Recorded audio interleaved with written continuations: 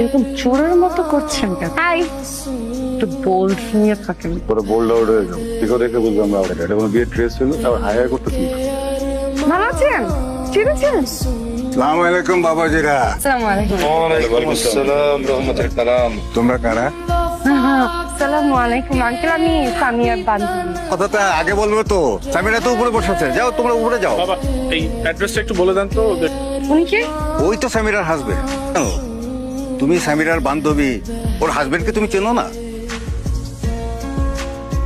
তনু তুমি? নাম মনে আছে?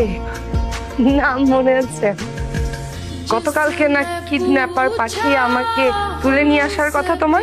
তুলে নিয়ে এসে না আমাদের বিয়ে হওয়ার কথা। আমাদের যেহেতু বিয়ে হওয়ার কথা, তাহলে তুমি এইখানে আঙ্কেলের মেয়ের সাথে কি করো? তনু তোমার মনে আছে আমি তোমাকে আমার প্রথম ভালোবাসার কথা বলেছিলাম? আমি ওকে ভুলতে পারি না। কোনো একটা কারণে ওর সাথে আমার সবকিছু ঠিক হয়ে গেছে। And আজকে এখানে ওর সাথে আমার বিয়ে হচ্ছে। তোমার এই প্রথম ভালোবাসাকে ভোলানোর জন্য আমি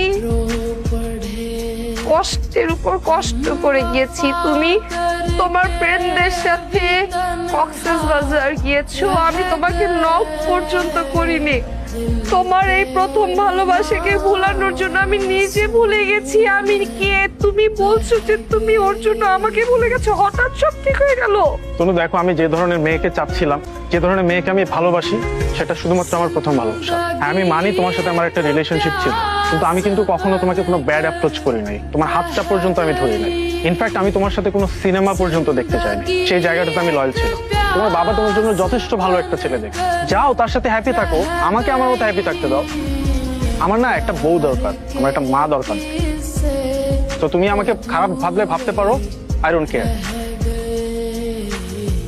प्यार के किस्से अधूरे रह गए।